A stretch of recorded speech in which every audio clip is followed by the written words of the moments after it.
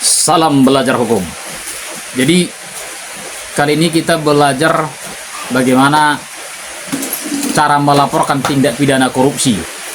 Ini hal kecilnya saja dulu, ini masalah dana desa misalnya. Ya. Ternyata dalam suatu desa itu ditemukan terjadi penyelewengan tidak tepat sasaran dana desa yang diperuntukkan untuk mensejahterakan masyarakat. Lalu kita sebagai masyarakat bagaimana cara melaporkannya dan kemana kita melaporkan? Pertama, kita kumpulkanlah beberapa alat bukti tindak pidana korupsi yang kita duga itu. Foto proyeknya, kalau bisa realisasi perlaporan pertanggungjawaban dana desanya. Kemudian kalau dapat APBDes-nya sebagai bahan perbandingan terhadap nanti instansi terkait. Kemana kita melapor? Boleh kita melapor ke inspektorat. Kalau dia tingkat kabupaten, inspektorat kabupaten. Kemudian ke penegak hukum, di Polres. Kemudian atau di kejaksaan.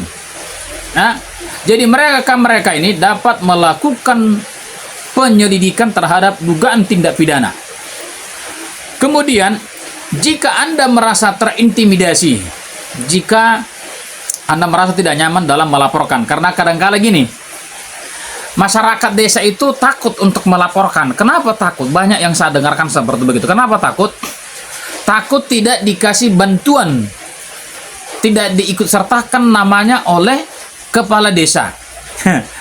Itu dia. Yang kedua, tidak diikutkan dalam berorganisasi bermasyarakat, seakan-akan dicuekin.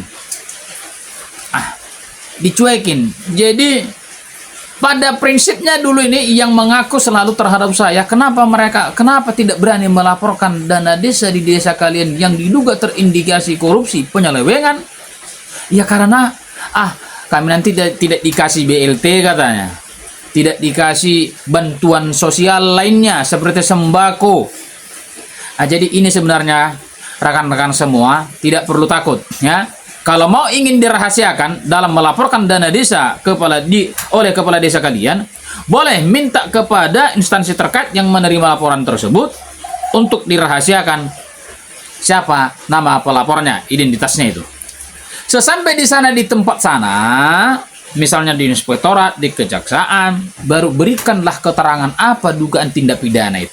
Lebih dalam nanti, itulah tugas APIP, itulah tugas nanti kepolisian, penyidik mendalami laporan dugaan itu, melakukan penyelidikan, mendatangkan para saksi untuk dimintain keterangan, atau yang bersangkutan dipanggil untuk diminta keterangannya dan pertanggungjawaban atas dugaan masyarakat tersebut.